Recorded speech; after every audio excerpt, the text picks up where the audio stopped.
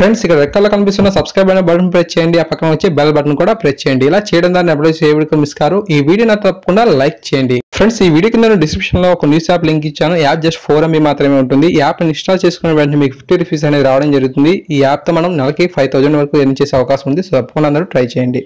Hi guys, Mahesh friends. AP టెట్కి సంబంధించి సాక్షి పేపర్లో ఈరోజు ఒక మంచి కథనం అయితే రావడం జరిగింది. సో మనకు గవర్నమెంట్ వారు డిఎస్సి కంటే ముందు టెట్ని నిర్వహించడానికి సుముఖంగా ఉన్నట్లుగా ఇక్కడ ఇచ్చారు. అంతేకాకుండా ఈ యొక్క డిఎస్సి ఖాళీలపై ఇంకా మనకు స్పష్టత అయితే రాలేదని చెప్పి ఇవ్వడం జరిగింది. సో అంతేకాకుండా మనకు టెట్ పాస్ పర్సంటేజ్ ఏదైతే ఉందో సో దాని గురించి కూడా ముఖ్యంగా ఇక్కడ చర్చించడం అయితే జరిగింది. సో పూర్తి ఇన్ఫర్మేషన్ అయితే పరిశీలిద్దాం. సో తప్పకుండా ఇక వీడియోని చివరి వరకు చూడండి. సో లైక్ చేయండి. లైక్ చేయడం వల్ల మనకు వ్యూస్ అనేవి పెరిగే ఛాన్సెస్ అయితే ఉన్నాయి. సో అందరికీ కూడా చేరే అవకాశం ఉంటుంది. సో తప్పకుండా మీ ఫ్రెండ్స్ అండ్ ఫ్యామిలీ మెంబర్స్ కూడా ఈ యొక్క వీడియోని షేర్ చేసే ప్రయత్నం చేయండి. Thank you. రాష్ట్రంలో ఉపాధి అర్హత పరీక్ష టెట్ను మరోసారి ప్రభుత్వం నిర్వహించనున్నారు. దీనికి సంబంధించిన నోటిఫికేషన్ మేలో జారీ చేసి జూన్లో ఆన్లైన్లో పరీక్షలు నిర్వహించనున్నారు. టెట్ పూర్తయ్యాక డిఎస్సిని నిర్వహించే అవకాశం ఉంది. మంగళవారం మంత్రి గంటా శ్రీనివాసరావు టెట్ అండ్ డిఎస్సిలపై మనకు అధికారులతో సమావేశమయ్యారు. ఇటీవల నిర్వహించిన టెట్ లోపాలతో తమకు అన్యాయం జరిగిందని పలువురు అభ్యర్థులు ఫిర్యాదు చేసిన సంగతి తెలిసిందే. పైగా ఈ టెట్లో అనేక మంది అర్హత మార్కులు రాలేదు. దీంతో వారంతా మరోసారి టెట్ నిర్వహించాలని కోరుతున్నారు. దీనిపై సమావేశంలో మనకు చర్చ అయితే జరిగింది. ఏటా 2 సార్లు టెట్ నిర్వహించేందుకు అవకాశం ఉన్నందున మరోసారి టెట్ నిర్వహణకు ఇక్కడ మనకు సుముఖంగా అయితే ఉన్నట్లు తెలిసింది. సో ఫ్రెండ్స్ మనకు ఈ యొక్క ఏపీ టెట్ అనేది మరలా ఆన్లైన్లోనే అయితే నిర్వహించనున్నట్లుగా మనకు ఈ యొక్క కథనం అయితే తెలియజేస్తుంది. ఫ్రెండ్స్ ఎస్టర్డే మనం కొన్ని న్యూస్ పేపర్లను పరిశీలించినట్లయితే మనకు ఏప్రిల్లో నోటిఫికేషన్ ఇచ్చి మేలో ఎగ్జామ్ కండక్ట్ చేస్తారని చెప్పి ఒక కథనం అయితే మనకు కొన్ని పత్రికల్లో నిన్న చూడడం అయితే జరిగింది. అయితే మరి ఈ రోజు ఈ యొక్క సాక్షి పేపర్లో మనకు మే నెలలో మనకు నోటిఫికేషన్ ఇచ్చి జూన్లో ఎగ్జామ్ పెడతారని చెప్పడం జరిగింది అనమాట. సో మనకు ఈ విధంగా సమాచారం అయితే రావడం జరిగింది. సో ఇది ఎంతవరకు కరెక్ట్ అనేది మనకు అఫీషియల్గా అప్డేట్ వచ్చిన తర్వాతనే మనం దీనికి సంబంధించి పూర్తిగా విశ్వసించాల్సి అయితే ఉంటుంది.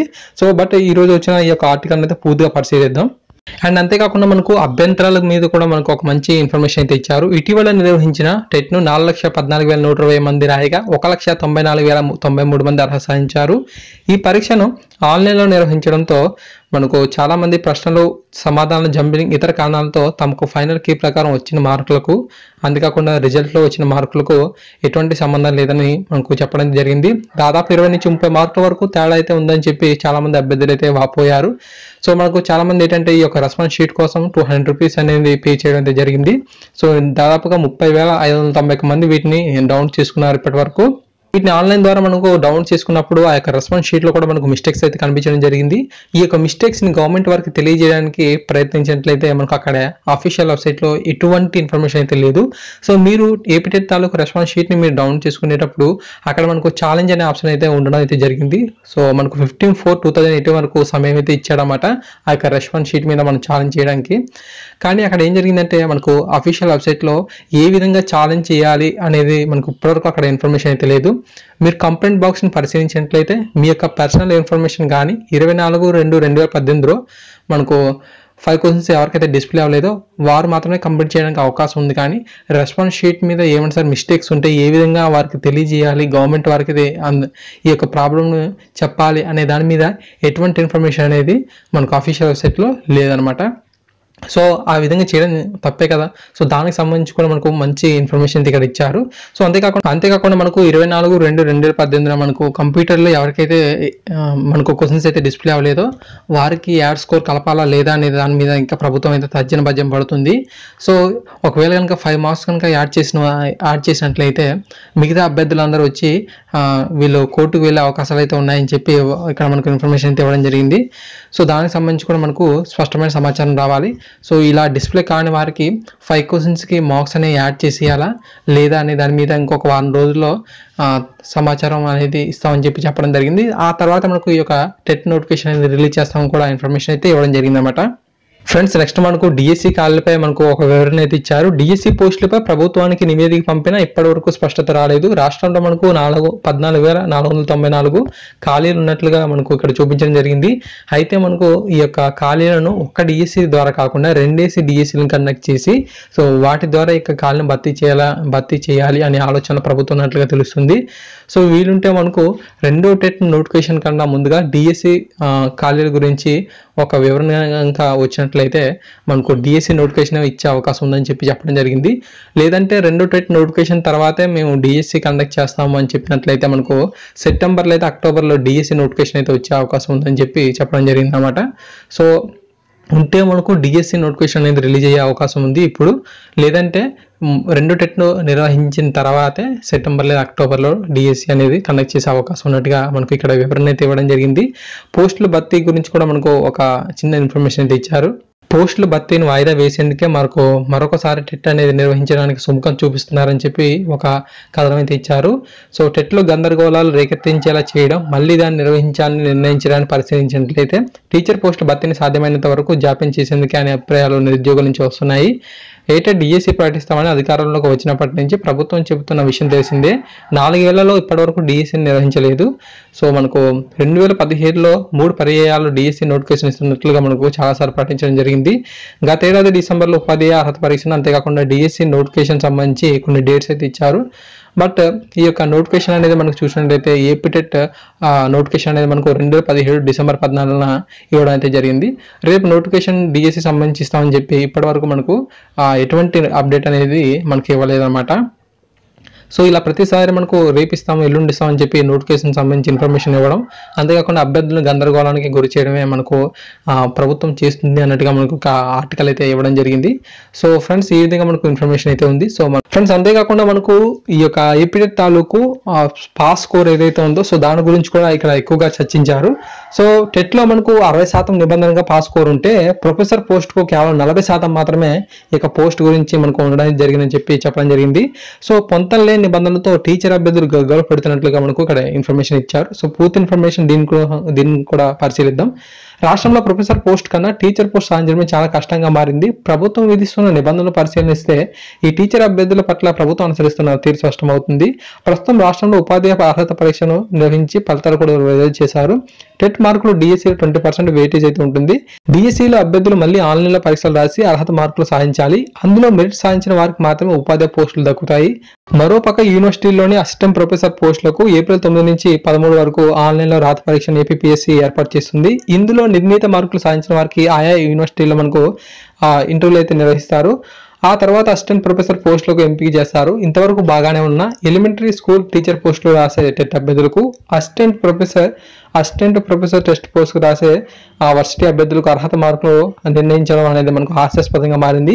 ఎన్సిటిఈ నిబంధన ప్రకారం టీచర్ పోస్టులకు, యూజీసీ నిబంధన ప్రకారం అసిస్టెంట్ ప్రొఫెసర్ పోస్టులకు అర్హత మార్కులు నిర్ణయించారు. టీచర్ పోస్టు గరిష్టంగా ఓసీ అభ్యర్థి 60% మార్కులు సాధించాల్సి ఉండగా యూనివర్సిటీ అసిస్టెంట్ ప్రొఫెసర్ పోస్టులకు 40% మార్కులు సాధిస్తే చాలు.